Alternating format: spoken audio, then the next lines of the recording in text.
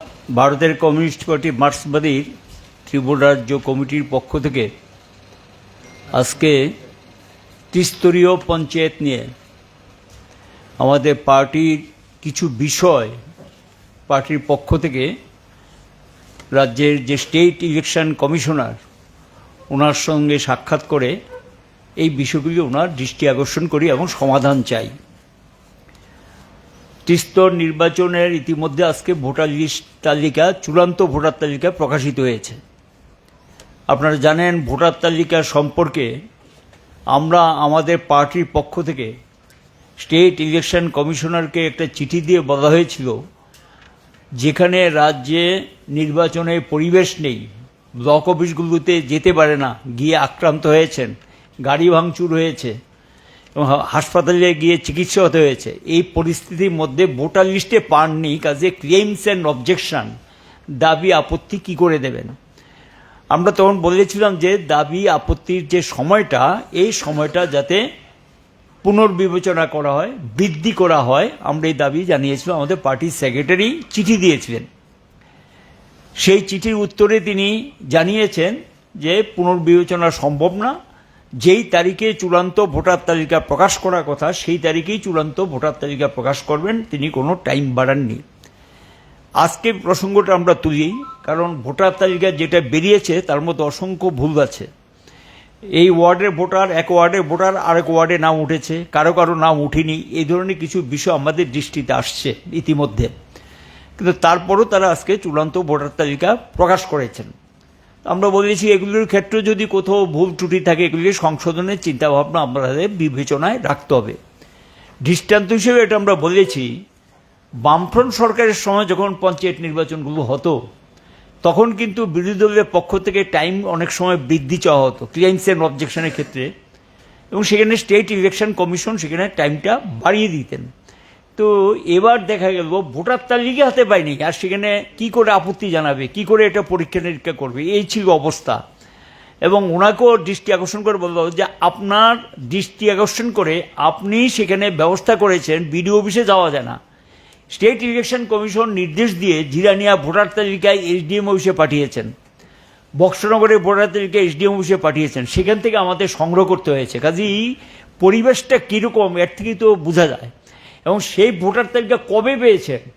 যেই তারিখে, মানে 13 তারিখ সম্ভবত ক্লেইমস অ্যান্ড অবজেকশনের লাস্ট ডেট ছিল, 12 তারিখ ভোটার তালিকা পেয়েছি আমরা। এই হলো গিয়ে অবস্থাটা।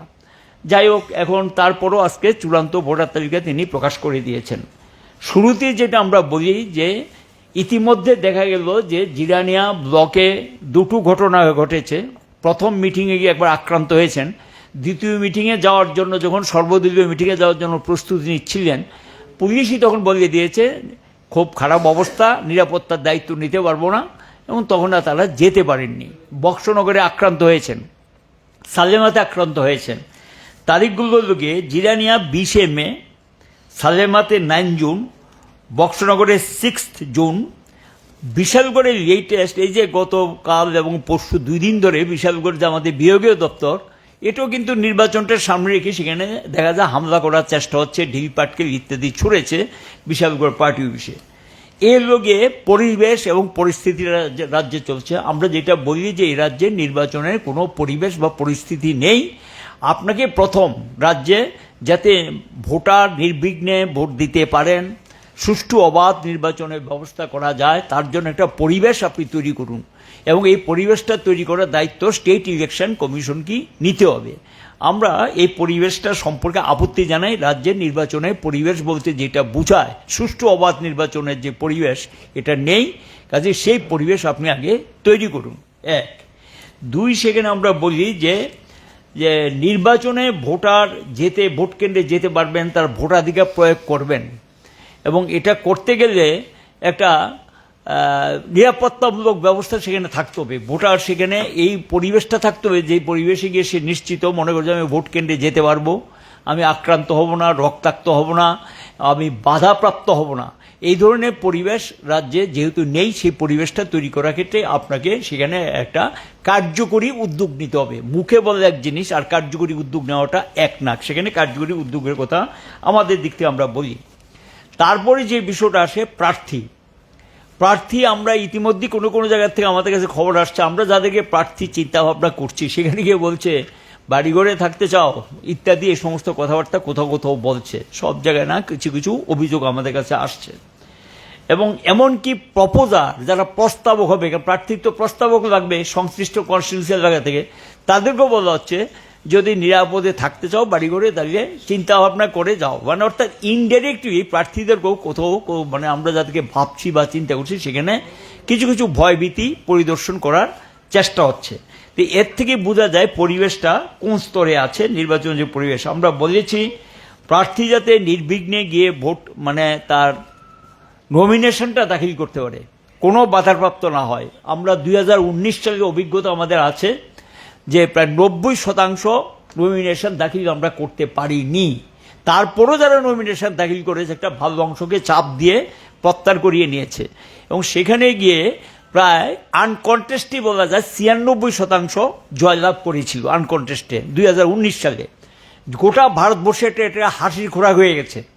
এখনও ভারতবর্ষের রাজ্যে রাজ্যে কিন্তু এই বিষয়গুলি আলোচনা হয়। ত্রিপুরায় যে বিজেপি শাসিত এই রাজ্যে এখানে কি পরিবেশ চলছে যে 96% মতো সেখানে আনকন্টেস্টে জিতে। একটা অংশ হলো নমিনেশন দাখিল করতে দেয়নি, আরেকটা হলো নমিনেশন দাখিল করার পর প্রত্যাহার করতে বাধ্য করেছেন, এতে আনকন্টেস্টে জিতেছেন।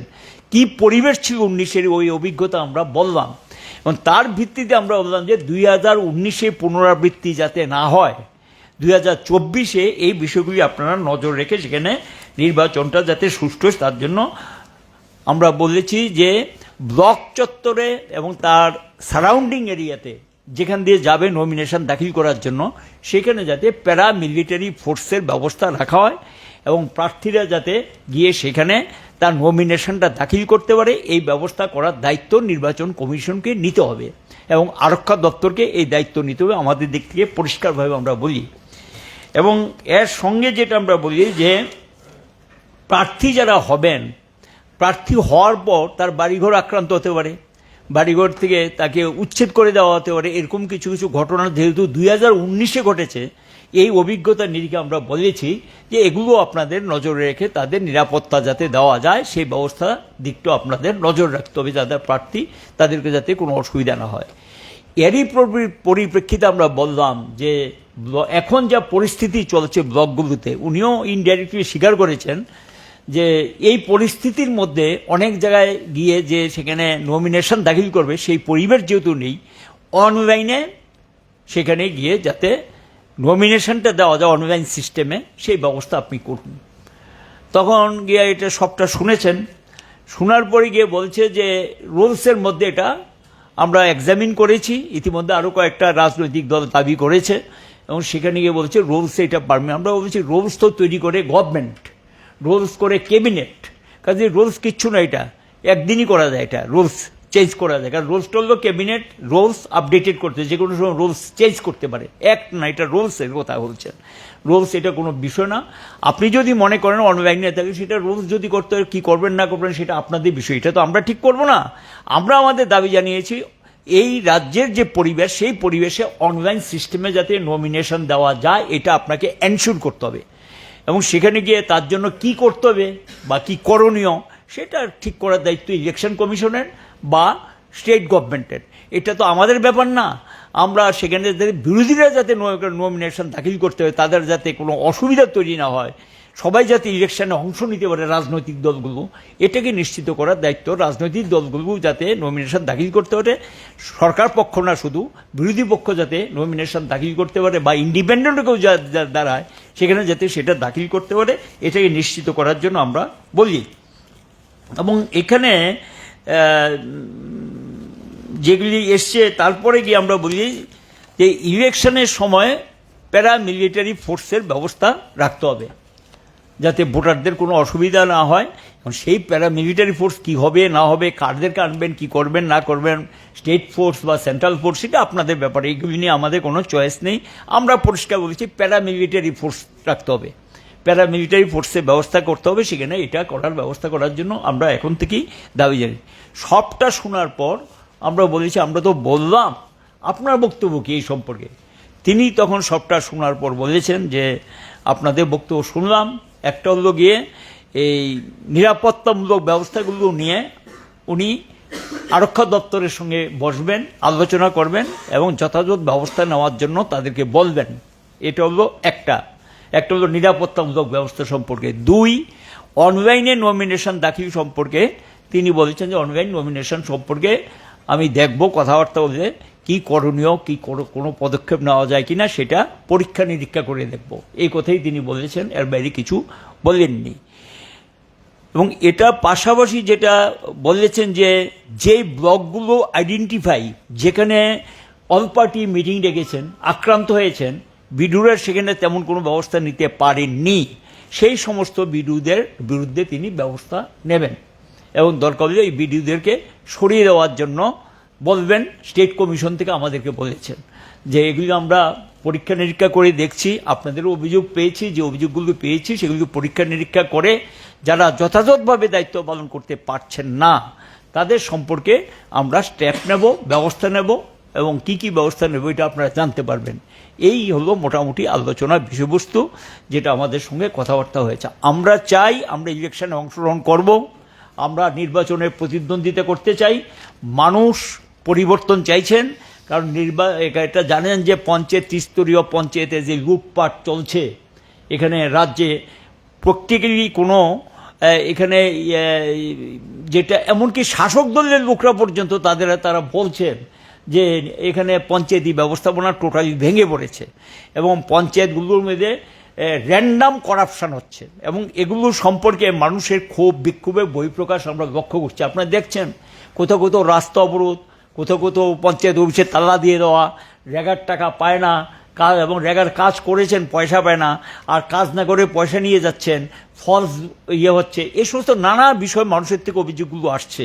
যে গোটা পরিবেশটা হলো সুষ্ঠু অবাধ নির্বাচন হলে এরা স্বাভাবিক কারণেই বুঝতে পাচ্ছেন যে তাদের পক্ষে জয় হওয়া খুবই কঠিন, এই কারণেই তারা এই সমস্ত পথগুলো বেছে নিয়েছেন। রাজ্যের সুষ্ঠু যে ইলেকশনের পরিবেশটা বামফ্রন্টের সময় ছিল সেই পরিবেশটা বিঘ্নিত করে একটা অস্বাভাবিক পরিবেশ তৈরি করার চেষ্টা করছেন। আমরা বলবো স্বাভাবিক অবস্থায় ফিরিয়ে আনুন এবং সকল ভোটার যাতে স্বাধীনভাবে তার মতামত প্রকাশ করতে পারে। ভোটে জয় পরাজয় থাকবে এবং এখানে মানুষের ভোটে যদি জয় পরাজয় ঠিক, কিন্তু মানুষে ভোট দিল না, ইলেক্টেড হয়ে গেলেন, প্রধান হয়ে গেলেন, মিউনিসিপ্যালিটি নেতা হয়ে গেলেন, মন্ত্রী হয়ে গেলেন, এমএলএ হয়ে গেলেন, এটা তো হওয়া উচিত না। মানুষই ঠিক করবে কে জিতবে কে হারবে, সেটা মানুষ ঠিক করবে। কাজে এই যে অধিকার, এই অধিকারের উপর হস্তক্ষেপ যাতে না হয় এই সম্পর্কে এটা নির্বাচন, তার ভোট দেওয়ার যে অধিকার, এই অধিকারে যাতে কোনো হস্তক্ষেপ না হয় এটা দৃষ্টিতে রাখার জন্য আমরা বলেছি। পবিত্রবাবু আছেন, রতনবাবু আছেন, থাকলে কিছু বলবেন। আমরা তিনজন, আমি, মানিক দে, পবিত্র কর, রতন ভৌমিক, আমরা তিনজন গিয়েছিলাম পার্টির রাজ্য কমিটির পক্ষ থেকে। আমরা গিয়ে আমাদের পার্টির রাজ্য কমিটির পক্ষে এই প্রস্তাবগুলো আমরা পেশ করেছি। আমরা কালকে তো পার্টির সেক্রেটারি অলরেডি বলে দিয়েছেন এবং এখানে একটা নিচু স্তরে কথাবার্তা চলছে, কারণ এই ইলেকশনটা কিন্তু ল ইউনিট ইলেকশন, পঞ্চায়েত স্তর, পঞ্চায়েত সমিতি, জেলা, এবং সেখানে বিভাগীয় স্তরে আলোচনা চলছে এবং কোথাও কোথাও সেখানে সিট অ্যাডজাস্টমেন্টের সুযোগ থাকবে। নিশ্চয়ই আমরা সেখানে সিট অ্যাডজাস্টমেন্ট করার জন্য আমরা চেষ্টা করব। বলা হয়েছে আমরা পার্টি আমাদের রাজ্য কমিটির সিদ্ধান্ত নেওয়ার পরে নির্বাচনের প্রস্তুতি আমরা শুরু করেছি। নির্বাচনের প্রস্তুতি আমরা শুরু করেছি। প্রার্থীর স্বাভাবিক জেলা, পঞ্চায়েত সমিতি এবং পঞ্চায়েত আমাদের যে পদ্ধতি আছে পার্টিগতভাবে সেই পদ্ধতি চলছে এবং সেই গ্রাউন্ড থেকে আমাদের কাছে এই রিপোর্ট আসছে। শুধু আমরা না, আমি একটা ব্লকের কথা বলতে, মোহনপুর, বিজেপির মধ্যে অনেকে আছে নির্দল হতে চায়, কথাবার্তা বলেছে, তাদের বাড়ি থেকে আক্রমণ হয়েছে। আমি গত 3 দিন আগে মোহনপুর ব্লকের মিটিং করলাম। তাহলে তাদের মধ্যেও যারা এই বর্তমান পঞ্চায়েতের নেতৃত্বকে সমর্থন করে না, তারা নির্দল হতে চায়, তারাও আক্রান্ত, শুধু বিরোধী দলগুলো না। ফলে বিরোধী দলের ভাষ্য আপনাদের মারফত আমরা জানছি, তার সঙ্গে কথাবার্তা হয়েছে যে এখানে কোনো পরিবেশ নেই। লোকসভা নির্বাচন আমরা দেখলাম পশ্চিম আসনে কি ভোট হয়েছে, 25% উপরে যারা বিরোধী সমর্থক ভোটার ভোট দিতেই পারে নাই। কতগুলি কনস্টিটিউন্সি আছে, আর এটা তো পঞ্চায়েতের নির্বাচন। সেই জায়গাতে দাঁড়িয়ে এখন ইলেকশন কমিশন ঠিক করবে। আইন করা কঠিন না, আমরা বলেছি। যদি অনলাইনে আপনার অসুবিধা হয় তাহলে ডিএম অফিসে বিডিওদের বসিয়ে দেন, আরোর কাছে দিতে হবে তো, আমরা সেখানে দেব। কিন্তু ব্লক অফিসে এই নিরাপত্তা পুলিশ নিজেরা বলছে আপনারা আসবেন না, আসলে আপনাদের রক্ষা করতে পারবো না। জিরানিয়াতে তাই ঘটেছে, বক্সনগরে তাই ঘটেছে। বলে এই জায়গায় দাঁড়িয়ে এই গণতান্ত্রিক পদ্ধতি, কিন্তু তারা নাকি বলছে সাংবাদিক সম্মেলন করে আমরা 100% জিতব শাসক দল। তাহলে আগের থেকে ডিক্লেয়ার। গত 19-এর নির্বাচনে 90% আমরা দিতে পারি নাই। যে কয়টা ব্লকে দিয়েছিলাম, গৌরনগর, কদমতলা, আমাদের প্রার্থী তো জয়লাভ করেছে। অনেক পঞ্চায়েতে ত্রিপুরার যেখানে ভোট হয়েছে। তাহলে মানুষ এই পঞ্চায়েত ব্যবস্থা যেটা চলছে আজকে একেবারে সবচেয়ে বড় দুর্নীতির আখড়া। লক্ষ লক্ষ কোটি টাকা সেখানে নয়ছয় হচ্ছে। কাজ না করে রেগার পেমেন্ট দিতে হয়েছে, দেয়নি বলে জিআরএস কে বেঁধে রেখেছে। আপনারাই বিভিন্ন খবর করেছেন। আপনারা কয়দিন আগে তো প্রধানকে ঘরে তালা দিয়ে দিয়েছে, বিডিও গিয়ে প্রধানকে উদ্ধার করেছে। এটাই দুর্নীতি। কোনো গ্রামের রাস্তা নেই, জল নেই, এটা পঞ্চায়েতের দায়িত্ব। এই অবস্থাতে পঞ্চায়েত একেবারে দুর্নীতি রাখা হয়েছে। এবং এইখানে বিজেপিরও মানুষ ক্ষুব্ধ। যদি অবাধে নির্বাচন হয়, পঞ্চায়েত নির্বাচনে ওদের ভরাটে ওভাবে নিশ্চিত, তাই তারা ভোট করবে না, এটাই তাদের কথা। তাই আমরা বলছি যে ভোট যাতে হয়, আমরা যাতে অংশগ্রহণ করতে পারি তার ব্যবস্থা করুন। এখনো আমরা বলবো, তারা বলছে আমরা নাকি প্রার্থী পাই না। আমরা একে চ্যালেঞ্জ করে বলতে চাই, যদি অবাধ হয় এমন কোনো পঞ্চায়েত থাকবে না যেখানে সব কটাতে আমরা প্রার্থী দিতে পারিনি। জেলা পরিষদ পঞ্চায়েত সমিতি তো প্রশ্নই নেই। তো সেই জায়গায় দাঁড়িয়ে সেই অবাধ করার সাহস দেখাক বর্তমান সরকার, এটি আমরা চাই। নমস্কার সবাইকে। আমি আলোচনা বিশেষ করে আমাদের পার্টির সম্পাদক মণ্ডলীর সদস্য কমরেড মানিক দে এবং পবিত্রকর বলেছেন, আমরা আজকে গেছি, শুনেছেন কি হয়েছে। আমি একটু আপনাদের মাধ্যমে বলতে চাই আর কি, যে আমরা নির্বাচন করে মূলত আমাদের বামপন্থীরা আর বিরোধী বিজেপি, মাঝখানে হয়তো কংগ্রেসও আছে, সেটা তো শুনেছেন কালকে আমাদের পার্টির থেকে বলা হয়েছে। বিজেপি আমাদের রাজ্যে সরকারে আসার পর, একটু অভিজ্ঞতার জন্য বলছি, তারা 2018 সালে আমাদের নির্বাচিত যে পঞ্চায়েত সমিতি, জেলা পরিষদ একটাও রাখেনি। তারা বাধ্য করেছে পদত্যাগ করার জন্যে। যারা পদত্যাগ করতে চায়নি তাদের দৈহিকভাবে আক্রমণ করে, তাদের পরিবারের আক্রমণ করেছে। তারপরে 19 সালের বিধানসভার পরে যে পঞ্চায়েত নির্বাচন হলো, সেটা কি হয়েছে সেটাও বলেছেন। আমরা আজকে আমাদের যিনি স্টেট ইলেকশন কমিশন, তার সাথে যখন কথা বলি, প্রথম কথা হলো যে 4 তারিখ ভোট গণা হয়েছে। এর নির্বাচনের আগেই মার্চ মাসেই আমাদের রাজ্যের পঞ্চায়েতের ওয়ার্ড ডিলিমিনেশন হয়েছে, এবং তাতে পঞ্চায়েত সমিতি, জেলা পরিষদ রিজার্ভেশন ইত্যাদি সব ঠিক হয়েছে, কোন এলাকা নিয়ে কি হবে। 6 তারিখ এই ওয়ার্ড ভিত্তিক ভোটার তালিকা প্রকাশ হয়েছে। 9 তারিখ দেশের মন্ত্রিসভার শপথ নিয়েছে। তা আমাদের অভিজ্ঞতা 18 সাল থেকে আছে, 19 সাল আছে লোকসভা নির্বাচন, 14 সালের লোকসভা নির্বাচন আছে, বিভিন্ন রাজ্যের বিধানসভা নির্বাচন আছে। প্রতিটা নির্বাচনের পরে আমাদের রাজ্যে গণতান্ত্রিক শক্তি আক্রান্ত, আমাদের অফিস আক্রান্ত, বিডিও অফিস তো যাওয়ার প্রশ্নই আসে না। ভোটার তালিকা আমরা সমমত সংগ্রহ করতে পারিনি, অনেক জায়গায় বিডিও দুই একজন সাহায্য করেছেন পৌঁছানোর জন্যে। আমরা দাবি করেছিলাম যে অন্তত 1 সপ্তাহ বাড়ানোর জন্য, বাড়ায়নি। তো উনি বলেছেন যে 19 সালের সাথে তুলনা করেছেন, 19 সালে কত অবজেকশন পড়েছিল ভোটার তালিকায়, নাম ভুল হয়েছে বা এদিক সেদিক হয়েছে, তার তুলনায় এবার 23 সালে আর 24 সালে বেশি হয়েছে। তা আমরা যেটা বললাম যে 19 সালে নির্বাচন মানে কি, বিরোধী বলতে কেউ ব্লক অফিসে যেতে পারেনি, নমিনেশন তো দূরের কথা, বলেছেন তো নমিনেশন 90% দিতে পারেনি, নমিনেশন উড্রে তুলতেই পারেনি। তো এটার সাথে তুলনা করে কি, তার মানে কি 19 সালে যে পঞ্চায়েত নির্বাচন এটাই তারা চায়? তার জন্যই আমরা বলেছি যে এটা দেখেছি আমরা, পরবর্তী সময় যায় দেখেছি ভোটার তালিকায় অনেক জায়গায় গরমূল আছে, ইচ্ছা করে কোনো একটা নির্দিষ্ট যে এলাকার থেকে আরেকটা ওয়ার্ডের কোনো যোগাযোগে নেই, ওই ওয়ার্ডে ভোটার নিয়ে চলে গেছে। বাবা একটা ওয়ার্ডে, ছেলে আরেক ওয়ার্ডে, মানে এটা তো পাড়ায় নির্দিষ্ট করে ওয়ার্ড তৈরি হয়েছে। তো একটা পাড়ার লোক দুই ওয়ার্ডে ভোট কী করে, বাবার একটাতে ছেলের একটাতে? অসংখ্য আছে এরকম আমাদের কাছে, কিন্তু সময় দেননি। সুতরাং এখন আমাদের এটা আর কিছু করার নেই।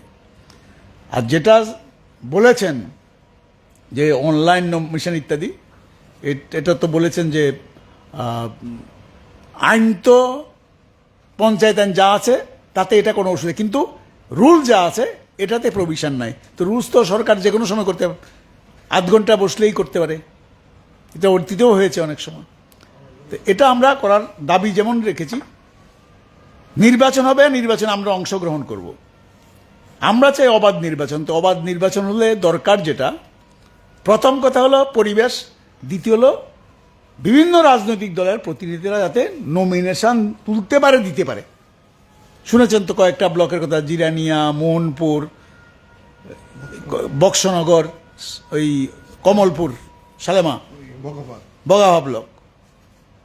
তো তাতে ইঙ্গিতটা তো ভালো না, কিন্তু সরকার যদি চায় এটা করা কোনো রকম অসম্ভব না। তার জন্যে আমরা বলেছি যে আমাদের যে কোনো রাজনীতি, আমরা সিপিআইএম বামফ্রন্ট শুধু না, যে কোনো রাজনৈতিক দল নির্বাচন করতে আগ্রহী, তারা যাতে সঠিকভাবে ব্লক অফিস থেকে নমিনেশন সংগ্রহ করতে পারে, নমিনেশন জমা দেওয়ার জন্য ব্যবস্থা করতে পারে। শুধু ব্লক অফিসে কয়েকজন সিকিউরিটি অফিসার রাখলেন, তো ব্লকে তো যেতে পারে না, বাড়ি থেকে নাম জানলেই তো। সুতরাং আমরা বলেছি সে যাতে নমিনেশন দিতে পারে, যদি কোনো রাজনৈতিক দল চায় তাহলে সে যাতে দিতে পারে, তার জন্য যেভাবেই হোক সিকিউরিটির ব্যবস্থা করে যাতে নমিনেশন দিতে পারে, এই ব্যবস্থাটা করার জন্য। এটা করলে পরেই নির্বাচন করতে পারবো। এবং আমাদের দৃঢ় বিশ্বাস, নির্বাচন পঞ্চায়েতগুলি যে অবস্থা, আমাদের সময় পঞ্চায়েত, এখানে পঞ্চায়েত মন্ত্রী অনেক দিনের আছেন, এমন কোনো বছর নাই, যত মহামারী বন্যা হোক, গ্রাম সংশোধন, কোনো জায়গায় ভালো হতো খারাপ হতো এইসব সমস্যা ছিল, আমাদের সময় আমরা ব্যবস্থাও কিছু নিয়েছি, কিন্তু গ্রাম সংসদ হতো না, গ্রাম সভা হতো না, এরকম এখন নেই, কোনো কিছু নেই। সার্টিফিকেট নিতে বললে পর্যন্ত টাকা নেই, এত দুর্নীতি। তো এই জন্য তাদের মধ্যে আছে কে প্রধান হবে, কে মেম্বার হবে, কারাগারি চলছে। তো এটা মানুষও চায় এদের বিদায়। তার জন্যে আমরা চাই একটা গণতান্ত্রিক পরিবেশ তৈরি হোক, সবাই মিললে পঞ্চায়েতি রাজ এটা একবারে গুরুত্বপূর্ণ আমাদের উন্নয়নের জন্য, এটাতে সবাই অংশগ্রহণ করতে তার ব্যবস্থা করুক। উনি যেটা বলেছেন, আমাদের কমরেড মানিক দিয়ে বলেছেন, একটা হলো আইনগত বিষয় দেখবেন, আর একটা সিকিউরিটি ইত্যাদির ক্ষেত্রে উনি বলেছেন এর মধ্যেই আপনার চিফ সেক্রেটারি, ডিজি যাদের সাথে বসার দরকার বসবেন, বসে চেষ্টা করবেন যে শান্তিপূর্ণভাবে যাতে নমিনেশন দিতে পারে এবং ভোট সম্পন্ন হতে। এটা একটা বিষয় আমি স্মরণ করিয়ে দিই, বামফ্রন্ট সরকার যখন ক্ষমতায় ছিল তখন যখন নির্বাচনগুলো হতো সেই নির্বাচনে 15 থেকে 20% কিন্তু পঞ্চায়েতে জয়লাভ করত বিরোধীরা। সুষ্ঠু অবাধ নির্বাচন ছিল। আমার তো একবার স্পষ্ট মনে আছে যে 80 থেকে 100টা পর্যন্ত পঞ্চায়েত তাদের হাতে থাকতো। পঞ্চায়েত সমিতি একবার একটা তাদের হাতে গিয়েছিল, আর জেলা হয়তো বা বামফ্রন্টের হাতে থাকতো, কিন্তু পঞ্চায়েত লেভেলে কিন্তু ভালো সংখ্যক সিটও তারা জিততেন। এবং আমি তো বললাম 15 থেকে 20% পঞ্চায়েত বিরোধীরা তখন জিততেন। বিরোধীরা মানে তখন কংগ্রেস বা বিজেপি যারা ছিলেন, তখন তো বিজেপি ছিল না, কংগ্রেস ছিল, এরা জিততেন, বা ওই লোকাল পার্টি যারা তারা জিততেন। কিন্তু এখন তো কি পরিবেশ, মানে বিরোধীদেরকে তো কিছুই করতে দিচ্ছে না। কাজেই কি পরিবেশ চলছে, গণতন্ত্রে এখানে নেই। কাজেই আমরা বলবো যে সারা দেশে তো একটা শিক্ষা হয়েছে, দেশের মানুষ একটা শিক্ষা দিয়েছেন যে গণতন্ত্রের বিরুদ্ধে গেলে কি হয়, ফলটা সাইজটা কিন্তু ছোট করে দিয়েছেন এবং একক নিরঙ্কুশ সংখ্যাগরিষ্ঠতা পায়নি।